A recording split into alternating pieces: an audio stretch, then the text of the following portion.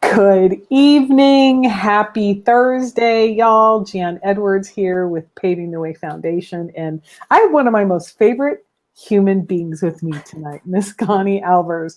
Connie and I were at an event. I think it was at some women's event. And I remember one of our mutual friends, Deb, going, Connie, Jan, Connie, you guys got to talk. And then she bolted. Right.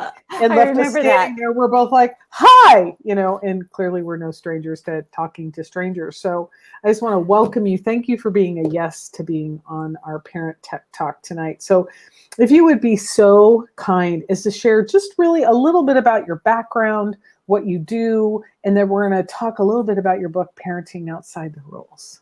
So I'm Connie. I have 5 children. They all grew up on me. 3 are married and living near us. So it's really cool to do life together. It's amazing because as social media was coming on the scene, my kids were about that age, and I am a marketer, PR person. And I thought, wow, this is really cool. There's a lot of opportunity. Then I saw my son keep clicking back and forth between screens. And I thought, there's something going on here. And it piqued my curiosity, Jan. I was like, hey, what is this? What is the good behind it? What's the bad behind it? And I just dove right in and really immersed myself in the world of social media and platforms and engagement and algorithms. And then I took a post with Social Media Marketing World, or Social Media Examiner, and I was their director of First Impressions. And they host a large conference. It's not a plug for their conference, but I got to interface with marketers from around the world and learn what they do, how they market, and the tips and secrets that they use. But then I started getting exposed to the dark web. And that was where I learned more than I ever want to know, because you can't unsee what you see, you saw. But it also made me realize parents don't stand kids don't stand a chance against the slickness of those that are trying to prey on our kids, trying to lure them in, trying to and I'm not saying they're all bad, because my position. My position is technology is neutral. It's what we do with it. But I learned how they're going after our kids, and it got me saying, parents, we've got to be on the cutting edge of. We can't know all their secrets. We can't mine everything that our kids are doing. However, our relationship with our children as we're growing up, and the conversations that we have, like we're going to have tonight, that is what led me to really diving in and writing Parenting Beyond the Rules and having conversations. I just listened to kids talk about things they were struggling with, and they can't go to their parents because their parents will take their devices away. So that's a little bit, and I've been doing this, oh my goodness, well, since social media came out, but really involved with helping parents parent their children, keep their heart, and build dynamic relationships, because when they have the relationship, they've got the influence. Absolutely. And, it's so interesting that you said that, when I first started this journey, I was very clear. Hey, Darla, I was very clear, right, that it was kids I wanted to impact. And I'm like, well, the obvious answer is parents. How do you think that went? Well, if you're like me, Jan, their eyes glaze over. Oh, You can take like 2 sentences to try to enlighten them, and they become stricken with fear because they don't have a clue where to start. No, they have no idea. And so, and mine was even worse. It was a visceral pushback. Not my kid. I can't talk to him. I mean, it was even more evident. And and you and I are a lot alike. And I'm like, okay, not a problem. You don't want to talk to your kids? I will. Yeah. I mean, well, those kids, one thing that all of you that are listening, and thanks for joining us, and, text your friends and tell them to hop on and have a listen. This is going to be really important. This could be a game changer for your kids and for how you communicate with your kids. But Jan, I get a lot of parents coming to me after the fact. Yes. After their kids have posted something or shared something. And yes. I was recently at an event I was speaking at, and my conversation was, my topic on this particular point was how to help your kids create a positive social footprint. And usually those conversations, they get lots of men, because men want to fact check me. Does this girl, does she really know what she's talking about? She's a mom. She's not an IT wizard. I'm not. But I'll tell you what, a committed mom is powerful. They're mighty. Mama bears, just don't mess with them. But I was in this room packed. Men were listening. A lot of developers were in there. They really wanted to see if I knew my facts. A lot of moms were in there trying to figure out what can they do. They don't, they're not on social media, but their kids are, and they're trying to learn. Right. But what was remarkable, Jen, is there was some kids in the front row. It was full of middle schoolers and high schoolers. Yeah. And the middle schoolers and high schoolers were hoping I'd tell their parents, you should let your kids have social media. And the parents were all hoping I would say, tell my kids no social media. It's awful. It'll ruin them. And the first thing I said, Jan, was, hey, if you're here thinking I'm going to tell you keep your kids off, this is not the talk for you. And kids, if you're here thinking I'm going to tell your parents give you free reign, you need to leave. That's not what I'm going to do. At the end of my conversation and my whole hour-long presentation, this one young lady raised her hand. She goes, I have a question. And I said, yeah, what's your question? And I covered my mic. And she said, have you ever heard of this particular app or link? And and my mic was covered. And I said, I have. And I looked at the audience and I said, I will not repeat this. And I said, why? And she said, well, there was a boy and he keeps sending me these links to a very, very inappropriate pornography, grooming. It's a grooming site. Mm-hmm. And I said, and what did you do? I said, what are you doing about it? And she said, I haven't looked at them. And I said, okay. Next question, Jan, was, how old are you? And she said, 11. And the entire room just went silent, Jan. 11. Yep. I looked at them and I said, don't think it can't happen to your kids. She's 11. And I looked at her and I said, why? Have you told your parents? And she said, no. I said, why? She goes, I'm scared. Mm-hmm. Yep. And I looked at those parents and I said, you're scared to tell your parents that you're being stalked and groomed at 11, but you're in a room with hundreds of people, raising your hand, sitting on the front row, telling a complete stranger. Yes. Well, and it's who you be. I think you and I would be great together at some point in time talking to kids and parents, because it's like we have this symbiotic relationship with them. I'm just super authentic. You're just super authentic. Kids are the great BS detectors, right? And they know.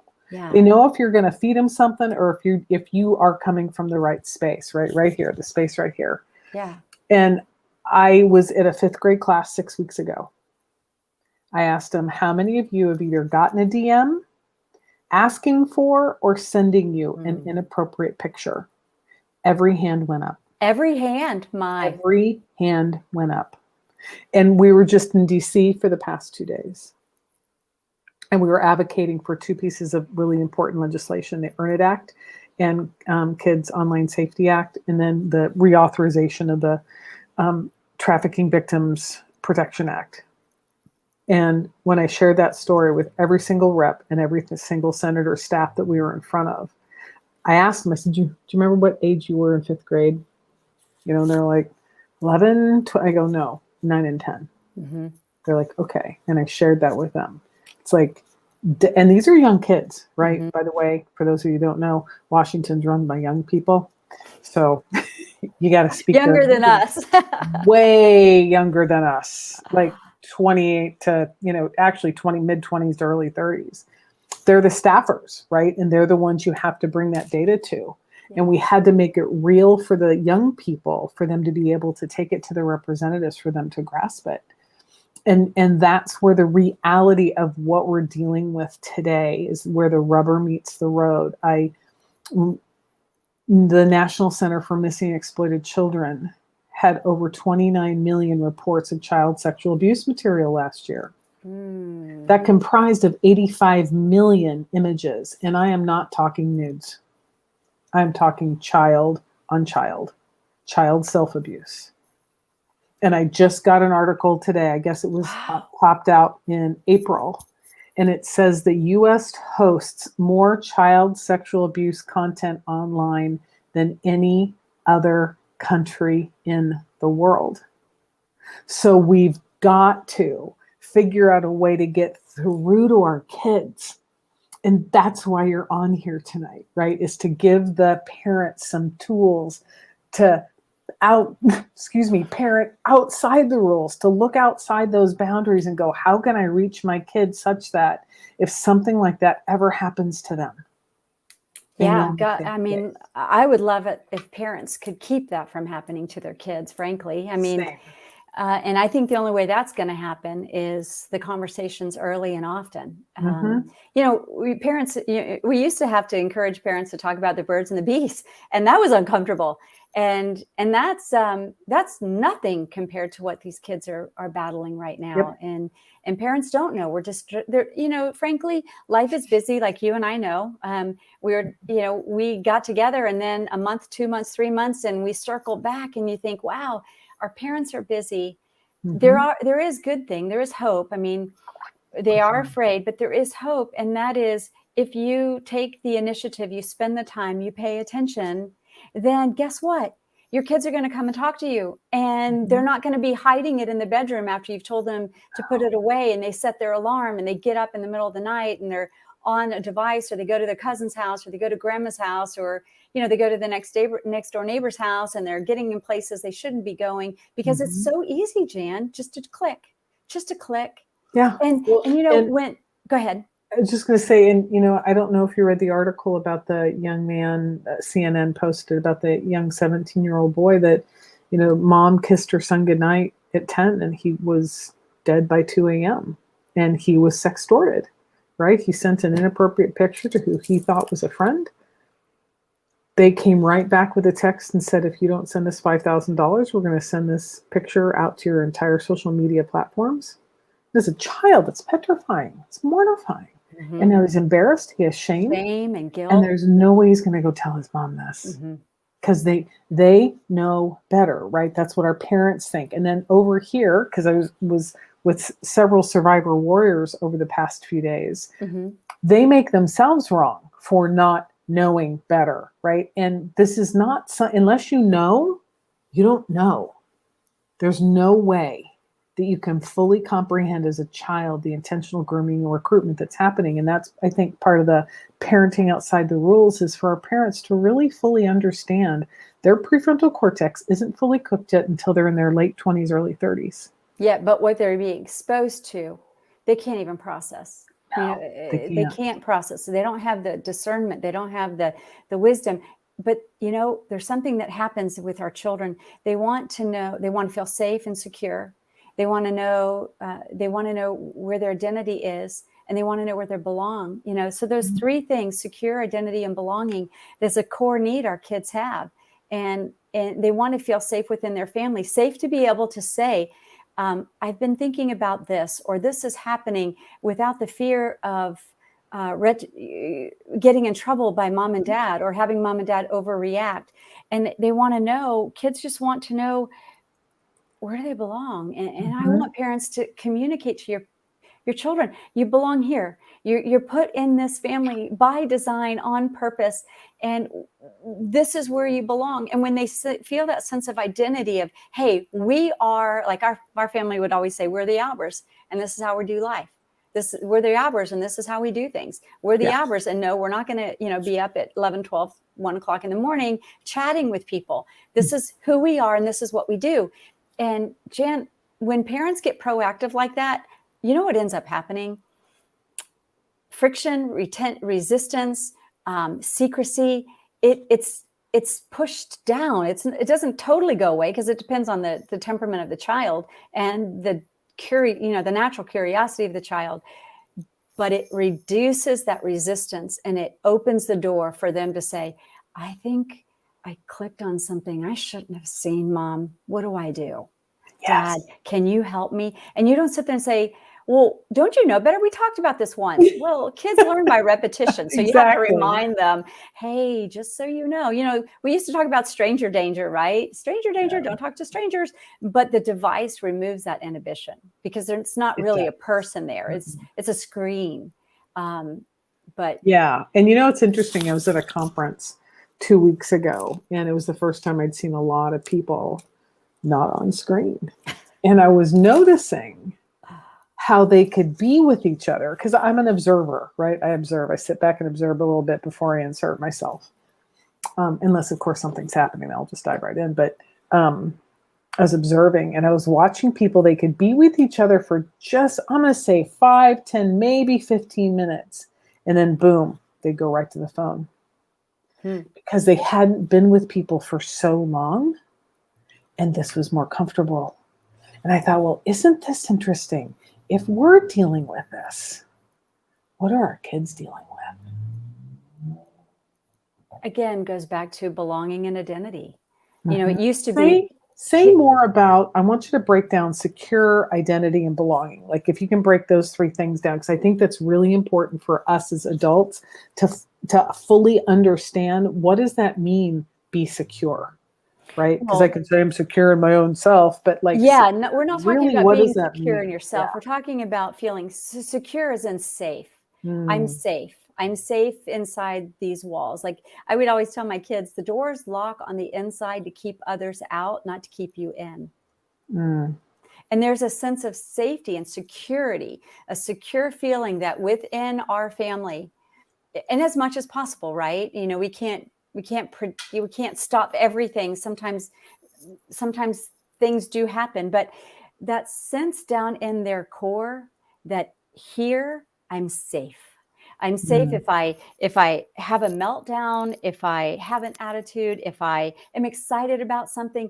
This is a safe place for me to have conversation and express my fears, my dreams, my hopes, my insecurities. That's a core need that if a child gets that met, they're less likely to go somewhere else to need that sense of, okay, well, this is my people. These are my tribe. No, your family's your people. And that's the same for identity. We want to know that our identity first, our identity is not found in like who we are, but in who we are at the core of us, and identity within our family. I have 5 kids. My kids know number 1, number 2, number 3. We didn't call them thing 1, thing 2, but they all knew that their identity, their personality, if they weren't in our family, there would be a gaping hole. They fit right here, and they belong with us. They don't need to go to outsiders to affirm them, to show them love or appreciation, to shower them with gifts, or they belong to us. If you want to have a conversation, let it start here, and then we can take it outside, if we need additional help or support. But that's the difference between being secure and as safety, identity as this is I am okay as I am in our family. I don't have to be somebody else. I fit. And that belonging of there are different temperaments and personalities, and you may want to elaborate on this a little bit yourself, but our children need to identify with something and someone. They're talking to someone and something. Let it be you and your family, and let those conversations happen organically and free flowing. And sometimes, if there's little ones around, you just want to tell them, hey, can we talk about this tonight when, we're putting you to bed? When or Junior's can we in go bed? for a walk? Yeah. Can we go for a walk or a car ride? This is an important conversation and I don't want to miss it. So let's come back to this. Does that work for you? And always ask them, does that work for you? Are you good with that? And smile and nod. And that affirms and lets them show, Jan, that they have value and worth, that they're worthy of listening to, that they're valuable as a human, that what they have to say matters. Yeah. It's so interesting. We're in the process of building a mobile app to really empower our kids. And so we're getting great feedback from kids about what's important and what they're dealing with. And, a lot of kids have, so parents, just a heads up, right? a lot of our kids have Life 360, Net Nanny, Bark, uh, all, excuse me, tracking apps, right? And they literally, these are their words. This is teaching me how to lie. This is teaching me how to lie because I feel like you don't trust me. And I'm like, isn't that interesting? We're over here thinking this is going to keep you safe. They're over there. Their interpretation of that is you don't trust me. So you're actually teaching me to lie. It's like, wow. That's that's a pretty telling statement. Charles Feldman is a relationship expert, and he has an assessment, and at the top of his list on the assessment is trust. Mm-hmm. The foundation of every relationship is trust. And I love how you just framed that. What we view as being good and healthy and right, our children view as controlling, something to be worked around, change the password, make up a story or fabrication. That part's not new because, before we had social media, it was, okay, how can I sneak out of the house in the middle of the night and go to the neighbor's house? Yeah. Not really new, but what is new is the interpretation. And now we know. Before, Jan, we didn't know. I mean, you could go to the library, you could get your hands maybe on some research, but the research wasn't what it is today. And, like you were citing that study, to be honest with you, social media, Google, all of those have been data mining. Mm-hmm. They know exactly how you think, how you feel, how you process the world around you. And to be honest with you, they know more about members in our family than we do, based on just our patterns and our habits. Mm-hmm. They spend billions and we don't, but we get to do life with them. We get to watch the facial expressions and how the eyes light up, or how the shoulders drop, or how they turn their head. I mean, we get to read the silent language that those can't detect. Right. And there's power in that. Huge power. What do you think about that? Yeah. Well, it's interesting because you said, we're talking about the body language, and the past, we've probably seen almost 3,000 kids so far this year. Wow. And, we won't train kids unless we're face to face. Because same thing, I got to look eye. I got to see the body movement. And even today we hosted some folks from out of the country, right? And we showed our film, and you can see when the foot moves, or people going to come, or they go to their phone, when they're uncomfortable. I can see it, right? And that I can address that. And when we go out and talk to these kids, I'll say, it's been a, heck of a couple of years. Yeah. And Connie, their shoulders drop.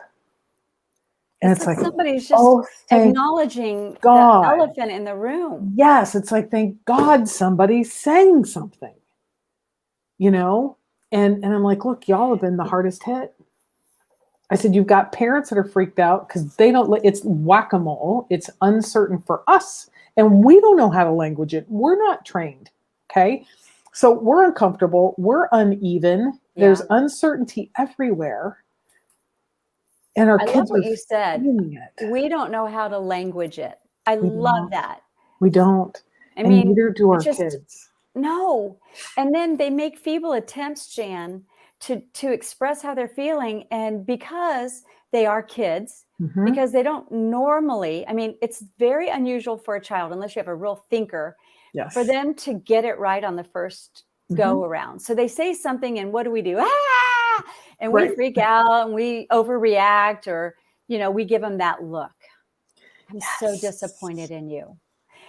And basically, Chan, they just want to say, wait. Can we just start that over? Can you just eliminate what I just said? Let me try again. Erase. Yeah, it would be wise, Jan, if we started out of the gate, not expecting our kids to say, articulate things accurately on the first go around. Yes. But to do what we do in the business world, you say, I think I heard you say. Mm-hmm. Let's use that with our kids. This is what I heard you say. Is that what you meant? Give them an opportunity to clarify and add, like you just said, the language of words. Let them add the words, because I read about this in Parenting Beyond the Rules. It's not what you say, it's what they hear. Mm-hmm.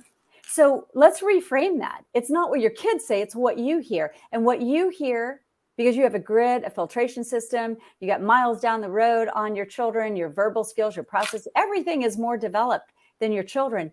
But when you talk to your kids, you got to really step back and think about, what are they hearing me say? I'm embarrassed. I'm ashamed. I'm disappointed. You should know better. We've already talked about this. Why would you do this? You're embarrassing our family. You're going to, we've told you you're going to get hurt. Now, what are we going to do? All the shame, And I tell kids, I said, look, because, I'm a mom and I'm fallible. I am so not perfect. And, as parents, we will take 100% credit for everything. All the good. Like, yep, I did that. We taught them that. We did, like we put them in that class. We'll totally take credit for all of it, even though, we may have laid the foundation. They took it on. Okay. And the other thing is, anything that goes wrong is our fault. It's our fault. Again, not the truth. Neither one's the truth, but because we take what our kids are doing so personally that whatever happens is our fault, both good and bad. So why do you think parents are doing that? It's human nature. It's just human nature. And I'll tell kids that. I go, look, I said, your parents will take on full responsibility for when you screw up. And they'll kind of give me that tilted side look, right? And I said, and for when you succeed. And they'll be like, oh yeah, it's such a nod of recognition. I said, so here's the thing. When you're out online and social media and something happens, okay, maybe you send pictures and it gets too far and now you're being threatened or coerced and you're manipulated and you're not sure what to do, and you go talk to your parents. I said, your parents are going to have a reaction. I go, and they're going to be angry because someone's messing with their cub. I said, got to give them some space and grace to be human and to be and to be angry. And I'm really asking you to get they're not angry at you, although it's going to feel like it. And with parents, I'll coach them. It's like, look, I get you're going to be upset because someone's messing with your cub. And your kids are sitting there waiting for you to be pissed off. They're waiting to be in trouble. They're just waiting for it, right? Because they actually know somewhere along the line, they did mess up. But then they got caught into a trap that was not their fault, because they were coerced and they were manipulated. And because the predator tells them that it's their fault, they begin to believe it. Because they remember hearing something. They remember it's vague, it's in the distance, having no idea the impact it could have on them. And then they're trapped, and which is why our kids are running away and why our kids are, harming themselves. And so for parents, you got to take a deep breath and be like, okay, this is that moment they talked about, right? This is that moment. And for kids, it's like, okay, just breathe. Give them a minute. Just breathe. So everybody's just got to pause, and the actions just got to slow down. And what we coach parents to say, I said, you've got to keep the most neutral tone, the most neutral face you can come up with on your face. I said, if you're feeling angry, you can go, look, sweet pea, I am angry right now, but not at you. I don't like it when people mess with my cub. I am angry at them. Now then, I got your back. We're going to work it out. What you said is so key. You just said something, oh man, it's balm to a young person's heart. We are going to work this out. We are going to get through this. Not you, not I, not me. We, us. There's life. There's deep bonding. There's that, okay. I can, like you said, they just kind of let their shoulder, okay. I'm not alone. It's not the end of my life. It's not the end of my world. It might be a bit painful. I might be a little embarrassed, but I'm not going it alone. Again, I belong here, and you're going to love me unconditionally through the good and the bad. Mm-hmm. I was asking you about that. Where do you think that's coming from? I think sometimes parents get angry because unhealthy parents, their identity is found in the behavior of their children. Good behavior out of their kids makes them feel like they're doing a good job. Mm-hmm. And there's not very many people that run around telling you, you're a good parent, you're a good parent.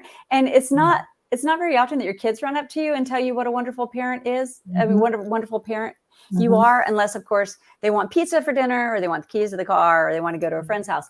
And that's usually not very sincere unless you have that type of a child who does give affirmation. That's just in their nature.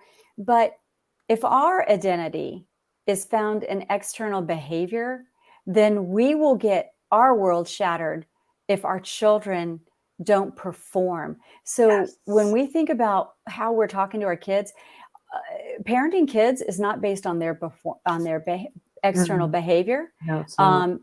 We're not going to get extra gold stars. We may feel good, and others may think how wonderful we are, but our kids are really just a click away from a very dangerous slippery slope. And that's what we have to keep reminding myself. I'm going to do the best that I can, and our kids are going to know all our shortcomings. I know when I was writing Parent Beyond the Rules, I had to have all the kids come in and listen to the stories, and because they were all adults, right? And my one of my kids walked in and I said, "Hey, come on in. I need you to listen to these stories and sign the waiver because you're mentioned in the book." And one of them walked in and says, "Do we really have to listen to these stories? We live them." And I thought, that is so true. They didn't realize I was talking about my mom fails, not my kids fails. Right. And, so I think that's so crucial in that, we don't come with a handbook, neither of us, parents or kids, and we really are doing the best we can. And it's really easy, I think, in this current environment. So I've had this conversation with two people about toxic behavior. Okay, if we want to be really straight about it, we're all toxic. Oh, you say that very word makes me go, Jan, we need to do another one, because we just need to talk about that one word, right? Yeah, I'm seeing families blown apart. Finish what you were saying. Yeah, no, we'll come back to that. And it's like, well, what's toxic behavior? And because it's become this buzzword, kids are saying, yeah, well, I live in a toxic environment. Why? Because your parents are making you clean your room and eat your vegetables and do your homework. It's not toxic. That's holding you accountable and being responsible, right? It's not toxic. And so, it's the really fully understanding what parenting really is designed to be. And my analogy that I used my whole life with my kid was, I am the bumpers in the bowling game of life. That's a good, I've never heard that. That's a good one. Yeah, my job is to train you to get the ball to go down the center. And occasionally it's going to bounce off the bumper. That's good because you're being trained. Somewhere along the way, teenager-ish, I'm going to drop one of the bumpers. You're going to get some gutter balls, but I'll still be there to help you work it out. As you get older, both bumpers are going to drop, right? And you're still going to get gutter balls. But because we've done the work, we've done the training, we've done everything there is to do at the time to have your ball go down the center of that lane as often as possible, those gutter balls aren't going to harm you emotionally as much as they could have. You're going to be like, oh, no, I know how to deal with that gutter ball. I remember, this is what I do, right? That's our job. Our job is to guide our kids so they actually become members of society. So, Jan, where do you think this toxic mindset is coming from? It's not coming from the parents. The kids are saying this. I think it's coming. I think it's coming from the media. I think it's, yeah. And so do you think that is compounding the very job of trying to raise children? I do. Because parents are afraid their kids are going to reject them, or... Well, I think their kids threaten to run away, and so we've become neutral, right? We're parenting from a place of fear. Fear that we're going to do it wrong, fear that our kids are going to reject us or resist or rebel. And you cannot parent successfully from a place of fear. No, it doesn't work. We have to squash the fear. And step into it's back to, we don't come with a handbook. No one really. The past 2.5 years going on to 3, we've never experienced this ever in the world. Like this, with this snappy tool available, right, for us to see in live time things happening. It took. You used to have to read a textbook. Now they see. Even back before then, it took weeks to get letters. Yeah. From point A to point B. to say what was happening, right? So this on-demand technology and this on-demand information, it's information overload for our kids. Our parents aren't used to this. There was a mom that was advocating with us. She had an 8-year-old son. In 45 minutes, he was 2 clicks away from Pornhub. 2 clicks. All right, that was Pornhub was the site this young girl was talking about. 2 clicks away from Pornhub. So there's work to be done legislatively to put gates to protect our kids. And there's work to be done as parents to have the conversations with our kids that are uncomfortable. It's really time for us to step up, to have the uncomfortable conversations become a little more comfortable. And the only way to do that is to have them, you know? So your book is titled Parenting Outside the Rules, right? Parenting Beyond the Rules. Beyond the rules. So what are some of the beyond the rules that we can give some tips to our parents tonight? The first thing is, as your child grows, I mean, we have rules, limits, and boundaries. We need those. We live in a, you know, there's laws, there's rules of societal civilization, and those govern things. We do have to have rules. We do have to have limits. We do have to have boundaries. It's what keeps our kids safe, especially when they're little. You know, we don't want them to go find out the stove is hot because they've just burnt themselves, or put the screwdriver in the electric socket and find out, oh, that wasn't such a great idea. We have to have those. They make our families run smoothly. They minimize the chaos and confusion. Kids need rhythm. They need routine. They need repetition. But as your child starts to grow, you know, they're looking forward at what life is before them. And we see how dangerous life is. They don't know what that danger is. And we can't really even tell it to them because they don't fully understand, just like we didn't. So in Parenting Beyond the Rules, I help parents understand your children are growing up and becoming the person they were created to be. And we, as they grow and change, it's okay for us to adjust. We set the rules, we set the limits, we set the boundaries, we implement the curfew, we decide what we're cooking for dinner, we decide when laundry day is, or grocery shopping, or who has to clean what bathroom or bedroom, or load the dishwasher, or cook the meal. We make all those decisions. We decided what zip code we were going to live in. Our children didn't have a say in any of that.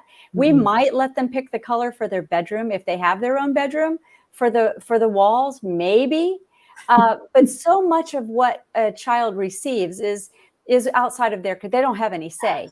So as your children start to grow and mature, we want to give them opportunities to have input and to say what they think, how they feel, and say, you know what, we set that 8:30 bedtime. And your child sitting there saying, Mom, 8:30, that's for the little kids. I want to go to bed at 9 or 10 or 11. Okay. Tell me why. What do you plan to do with that extra time? And listen to them. Set aside a time. I talk about how to have a family meeting or a conversation. Set aside a time where you can ask them questions, and ask them questions that are going to get more than, well, just because I'm older, or just because I want it, or because my friends. Let's go down that road with them, and then say, all right, we've heard your case. If if you have a spouse, or you're a single mom, then you say, okay, let me think about this. And if there's good reason, if your child is showing they are responsible, they can be trusted, their word means something, then we can adjust a little bit. There's freedom in the pivot, and pivoting doesn't mean we're being wishy-washy. We can extend curfew. We can allow them paint whatever they want on their wall within reason. We can alter and change things. And when we do, we're showing our children that we trust them, going back to our trust, that we respect them, and that what they think, how they're feeling about the situations within the home, they're being listened to. I'll give an example, Jan. My daughter, when she was getting into the teen years, I used to have like a chart on the refrigerator that listed everybody and what they needed to do. Because when you have a family of 7, there's got to be something written down, because my poor brain certainly couldn't remember everything. So they just said, hey, on Tuesday, you're setting the table. On Wednesday, you're helping me, get dinner prepped, or whatever it was. And it was all listed on there. And then I just told the kids, hey, check it off. Again, I I didn't want to have to constantly ask. No Hey, micromanaging. right. No The paper was micromanaging. was the dictator. And she came up to me one day and she said, hey, that chart, I think I'm too old for that. I already know what I have to do. So can you just take me off of it? I said, okay, let me think about it. Mm-hmm. And she said, okay. And came back and I said, you know what? Fine. You do get your stuff done. I'll take you off. I took her off. And then I just had the paper because I kept it. Again, I needed some point of reference for my mind. And I realized she wasn't doing what she was supposed to be doing. Mm. So I had asked her, Jan, I said, hey, did you get such and such done? Yep. Okay. Are you sure? I did. Mm-hmm. Okay. Next day I'd wait and I'd say, hey, did you do such and such? No, I'm going to do it later. Okay. When do you think you're going to get that done? Oh, I'll get it done by bedtime. Okay. And the next day I'd look and it wasn't done. And after a week or two, I'd say, hey, can we talk? I want you to meet me. We're going to go ride a bike or we're going to go for a car ride, something like that, Jan. And I'd say, hey, listen, I trusted you. You asked me for something to not have to do like the little kids and check it off like your younger siblings. And I trusted you. And you told me you were doing things, and I don't know that you were actually doing everything, were you? I didn't accuse her. I just said, were you? And she said, no. And I said, I'm sure you probably have a really good reason. I don't think you would just blatantly lie to me, would you? Yeah, that's no. good. No. And you can just feel the weight because we have a relationship. And I'm trying to tell you, I love you and I'm letting you grow up. There's responsibility in all of this. Mm-hmm. And it came down to, sweetie, I really want to be able to allow you to do that. But we are a large family. And the only way we can run smoothly and keep the laundry done and food food in that refrigerator is if all of us, yes, all 7 of us, chip in, carry our part. For sure. And because I gave that to you and you weren't able to carry your part, we're going to need to go back to the old way. But this is what we're going to do. And, immediately she's like, oh, bummer. And immediately I said, but this is what we're going to do. When you think you're able to carry your part without it having to be listed and placed on the refrigerator with everybody else, come and let me know and let's talk about that. I eliminated the argument and the fighting because I gave and she wasn't able to handle it. Mm-hmm. And I had to pull it back. But I didn't say forever. It wasn't punishment. No. It's like, hey, you let me know. I want you to grow up. I want you to be able to use your device. I want you to be able to do these things. Yeah. My daughter came home one night, 6th or 7th grade. I don't really remember. I remember she was going to what school she was going to. And she came home and, my daughter can get very determined about things. She's like, Mom, she goes, we had a conversation about chores today. I'm like, okay. She said, we listed the top 10 chores. I do 9 out of 10 of them. She goes, I don't mow the lawn. I'm like, yeah, you're right. You do. She goes, so I think I deserve a raise in my allowance because I do this. She listed them all. And I said, you know what, sweetheart? I said, I'm going to give you a raise in your allowance, not because you're a contributing member of the household, right?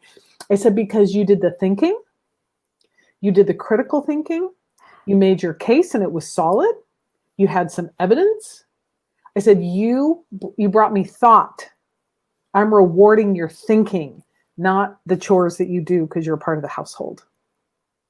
Right. And that's another conversation that you can have with our kids because your kids, I don't think our kids are being taught critical thinking. No, and they absolutely are not. And our teachers will agree with that. Right. So that's one way you can be like, okay. And I love the fact that you use that list. You can actually use the chores and go, honey, well, let's look. Why is it that you think that they fell off? Is there another methodology that you think you could use to have you keep your chores up for yourself and not be on the list? Let's just look.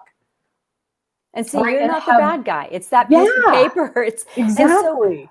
So when we apply the same thinking, Jan, to technology is neutral. Mm-hmm. And if I have seen, and you have seen, I know you have with the thousands of students you interface and talk to and coach, the most important thing is our kids need to learn how to use effective time management, how to restrain themselves, how to use that device or that platform or whatever it is.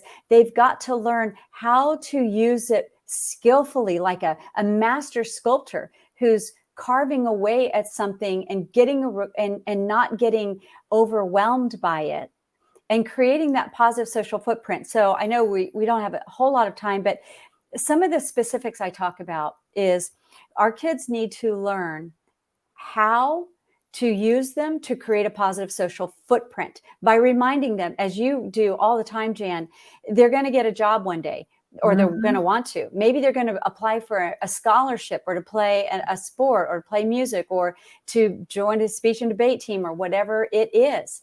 And they need to realize that everything they do and say is data. It's collected and it's stored, and it will be used at the most inopportune time because somebody somewhere is storing that. There was a story about a young cheerleader. She was 13 years old. She made some inappropriate statements. I mean, they were inappropriate, but she was 13 years old. She was 15 years old. And when she was 18, she changed. I mean, between 15 and 18, you're not even the same person. She got a scholarship to cheer, and somebody had screenshotted her inappropriate text messages, that conversation, and they used it against her to that school. That school not only took away her cheerleading scholarship, but they kicked her out of school. So we have to teach our children that, yes, this may be innocent. You may be thinking that, oh, this is my BFF. But on the other end, they may be screenshotting it. Somewhere, someone is sharing it, posting it, telling another friend who's telling another friend. So their behavior is a footprint that has long-lasting, lifelong implications. They want to have something to say, as you know, they want to say something. They want to be heard. Good. What do you care about? Do you care about pugs? Do you care about the Red Cross? Do you care about human trafficking? What do you care about? And then let me help you lend your voice and shine a light on that cause. Create awareness, shine a light, make a difference. You can make a difference. It's not all evil, but it is very evil. Very and much you so. can't just turn it over to them and expect that everybody else that's in the Pug Society is going to be there for, good, do-gooder feelings. There could be some, bad actors in there. But if we teach them when they turn 18, Jan, guess what happens? They're less likely to go berserk because they've learned under the tutelage of their parent who cares more about them than anybody else out there. They are not left to their own devices at 18 when they're still not fully developed. Right, exactly. And that's where sextortion comes in, Connie. Our kids put their whole life on there. And, we've interviewed over 100 teenagers. And I could say out of 100, maybe 5 haven't sent an inappropriate picture to someone because everyone's doing it. And if you look at the over-sexualization of our society and and part of what we were advocating for up in DC is really about putting age gates on inappropriate websites for children to view, like Pornhub, right? And being able to have our kids get that the moment you send that inappropriate picture, you can never get it back. And listening to these girls share their stories about a one-time experience that was videotaped and they didn't know about it. And then uploaded onto Pornhub, uploaded onto all these websites. And then what happens is these individuals that watch this content, they now feel a sense of relatedness. So they'll stalk these people. They'll find them on social media. They'll find where they live because they think they have a relationship with them inside the intimate space. So they think it's an intimate relationship. And they feed right into their deepest longing of wanting to belong. Oh, your smile is so pretty. Your eyes are so friendly. They don't start with, they start with simple things that we all desire. And that's to feel like somebody sees us and thinks there's something appealing about us, and it may not be the same thing for everybody. And they pick up on that because they do stalk you. So what do you tell them? So with kids, well, in the state of Florida, right, we actually have a sextortion law that it's illegal to, under the age of 18, take a picture, send a picture, and host a picture of it and I'm going to put in air quotes, it's child sexual abuse material. Okay. It's a class 1 misdemeanor all the way up to a class 3 felony. And there was a young man up in Volusia County that was engaging in this behavior with several young teenagers. And I have not followed up on the case, but it's not going to surprise me if he gets tried as an adult and goes to prison. Like, that's the implication for the predator, for the victim, for the survivor. There's that content is somewhere out in the world and you have no idea where it is, and there's no way to take it down. So I'd love to hear. Don't send pictures, period. It's super simple. So if they have, what do you tell them to do? Well, nothing. There's nothing that can be done. Well, I think we can. Well, what I mean by that, there's no way to take it down. There's no way to take it down. But as a parent, when that comes. As a parent, for them to say, yeah, well, the first thing you want to do, like if your child comes to you with that information, first thing you want to do is you want to call, law enforcement, because your child was manipulated and coerced and enticed to do this by an adult. I'm going to say not 100%, but 90% by an adult. Peer-to-peer is happening more often now, but mostly it's adults. They want the content. You keep as hard as this is, you keep those pictures and you keep those texts, you keep everything, because the police will come and download all that, because that now becomes evidence against this perpetrator. And the challenge with the perpetrators is they don't just send that, Connie, your eyes are so pretty, to just Connie. They send it to 300 kids, sending it out. It's a fishing expedition, waiting to see who's going to take the bait. And when I was talking to we talked to the kids, I'm like, look, you've been at best neutral this past 2.5 years. At best, neutral. Some days you're really happy. Some days you might be a little sad, but mostly you're neutral. It's kind of meh, as they would say. I said, and then all it takes is an argument with your mom, a bad grade, your friend says something about your outfit, and boom, you're right down here. And not feeling good, feeling sad, and you want vulnerable, that thing that's going to make you feel better, which is a dopamine hit. This is one of the most powerful addictive tools on the planet.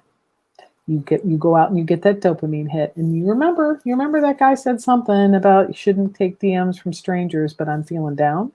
I'm angry at my parents. And he told me I could talk to him anytime. Bingo. I could trust him. He cares about me. He understands me. That's the biggest one.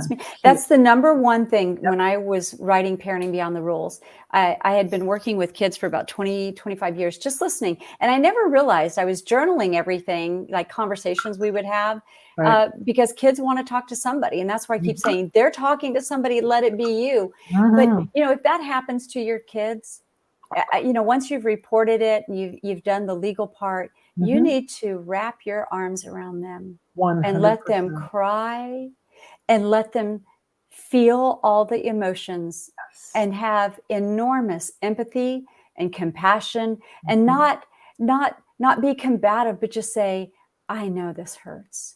I know you must feel terrible. I know that you know better. And I know you wouldn't have done that if this or whatever. It's okay. It's going to be okay. I love you. Yeah. I'm going to be right here with you every step of the way. Yep. Don't think that what has happened is going to change my feelings, my thoughts, or how I view you. Yeah. Those are powerful to a child. Well, just the I love you no matter what. And the thing that all of the, survivor warriors and the advocates over the past 2 days we were talking about is the most powerful thing you can say to your child is there's nothing you can do that would have me not love you ever. And you know what, instead of the dejection of the shoulders being down, they just kind of well with a sense of strength and Yeah. and Somebody's got their okay, back. Someone's got I their can back. take the next step because Mhm. you're right with me. You're behind me, you're next to Yep. me, you're carrying me, whatever that child needs at that moment. But I'm not going to be abandoned. Yeah. I'm not going to be alone. Hmm. And I think that's the biggest piece is someone's got my back. And that's really where kids are feeling alone because we're not having the conversation with them. We're not talking to them about it. And look, we all have opinions about what's happening. Okay. It's normal. It's what's happening. We have opinions. It's okay. And you can say, honey, here's what's happening out in the world. Now, mommy and daddy have particular thoughts about it, but we just want to kind of give you a sense, just a baseline. Here's what inflation means, and here's how it impacts us, right? Here's what a recession looks like, and here's how it impacts us. Mom and dad have done what they can to, prepare our family for any type of crisis, right? We won't go hungry. We'll have a roof over our head. And we're going to do what we can to help the people in our community. Just that simple thing right there, it's like, whew, okay, I'm not going to be homeless, right? Because if they catch any pieces of the news, they're going to start to hear those kinds of things. It's like, no, mom and dad are prepared. And by the way, if mom and dad aren't prepared right now, now's the time mom and dad can start to take those action plans. Now's the time mom and dad can be like, okay, we're not going to save our way out of this, but what can we do? What are some extra things we can do to maybe earn a little extra money and tuck it away? Can we learn how to can? Does someone have a garden? We'll can it for them. Like you really want to look back in the Depression. My parents were Depression babies. And my mom said, everybody traded everything. My mom, they had a garden and one of her aunts had a dress shop, right? So people would trade, meat for the vegetables and people, they worked it out. We're a resilient people. And that's what this period of time is going to create for us is we're going to have to toughen up. We've And we're had it, gonna, quite frankly, really good. We're going to have to toughen up. yeah. Okay. It's really okay for us to do that. I love that you said, I know we're getting close to our time, but I love the word you just said, resilience. Our children are resilient, Mhm. but we can't leave them to themselves because they are resilient in that they will bounce back. But let's try to minimize the wounds and scars and baggage that they take into adulthood. If something has happened, all of my children have had, most of my children have had online businesses. They use it because early on I started telling them, how can you use this for good? And now they use it for businesses. They sell products, they shop, it's how we use it. And some of your kids aren't going to be interested in it at all. And that's okay. One's not right, one's not wrong. No. But if they don't know how to navigate it and process it. Exactly. And like you said, they're resilient. They will come out of it. They will get through it as long as as you show them and express to them, hey, I know you're going to work through this. You're going to be just fine. And we may have to do a few things that are uncomfortable, like you said, uncomfortable conversations. I may need to help you be accountable. I may need to check in with you a little bit more, but it's not because, going back to earlier in our show, it's not because I don't trust you. It's I don't trust others and what they could possibly do to you, to hurt or harm you. Exactly. And I am, for now, until you move out, I am responsible for you. And I want to be a good parent. I want to protect you, not keep you from having fun, not keep you from growing up. I want to keep you safe so you don't live in fear. Yeah. And, it's so interesting, Connie, because I think you and I are the same age. I'd be a great parent right now. Yeah, too bad we didn't get to. I know, because I think that's why grandparents make such an impact. So why am I saying this? I think because as a country, we scattered, right? We went from farming communities to the industrial communities and we scattered. I think this is a really great period of time that maybe our family is scattered, but we have neighbors. We have neighbors that are in their 80s. We have neighbors that are in their 20s. This is a really great opportunity for us to kind of bond together and be like, okay, I don't know how to sew, but you do. I know how to do this and you don't. I can teach you. Will you teach me? How can we operate together? Because there will come a time. What had families come so bonded together during the Depression was they figured out how to work together, what their strengths were, what their weaknesses were, and how they could literally borrow and trade off of that. So this is a great time to teach your kids how to sew, how to draw, how to can, how to cook, all of those skill sets that were used way over 100 years ago, right? Mm-hmm. That these are great skill sets, how to build things, how to use a hammer, how to use a saw, how to, all of those things, how to use your hands to garden, to have things grow.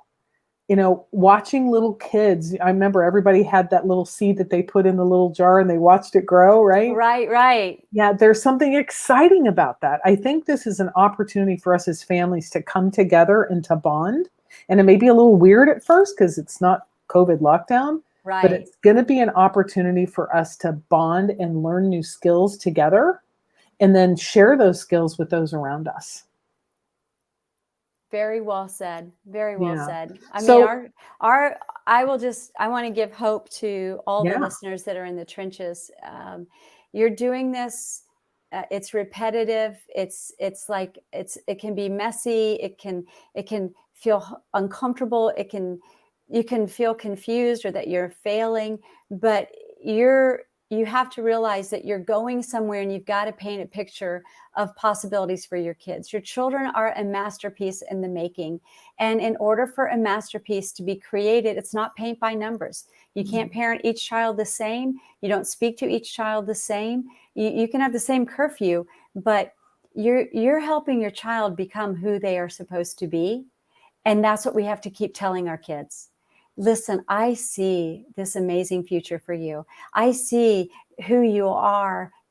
Our kids want to be known. They want to be known. They want to be seen. They want to know that they matter. They really do. So I'm putting the link for people to get your book in the comments. How can people find you, Connie, if they want to learn more about your books or if they want to see where you're speaking or where you're traveling to? Because we literally have people all over the country, tuning in tonight. So just, where can people find you? And why don't you go ahead and give them your website? Well, you can come to conniealbers.com, or you can listen to my podcast called Equipped to Be. That airs, it's a weekly podcast, and there's lots of episodes. You can find it anywhere you listen to your favorite podcast.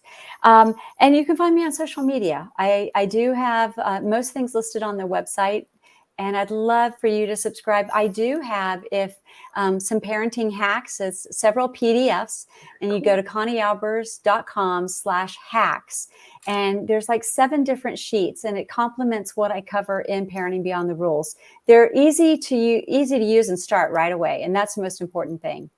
I love that. So I'm going to type that in there too. I'm going to find it, see if I can find the hacks piece so I can put that link in there too for people to find it. Yay, I found it. Awesome. I love free gifts. Right? There you go. That's what it looks like. Yay. Okay, I would love to. I love partnering with you, and I love that work we're doing. It's so important. The bedrock of society is the health of a family, and we see it under attack, and we see what's happening to these kids. And I love what you're doing. Thank you for having me on the show. Oh my gosh, such a treat. And for those of you, y'all know who I am. Y'all know what I do. I am Jan Edwards with Paving the Way Foundation, and we do have some extraordinary tips and tricks and cool stuff for you to find on our website as well. So there's a link to our website. Thank you everyone for being with us tonight. And Connie, just as always, such a treat being with y'all. Y'all be safe, be good,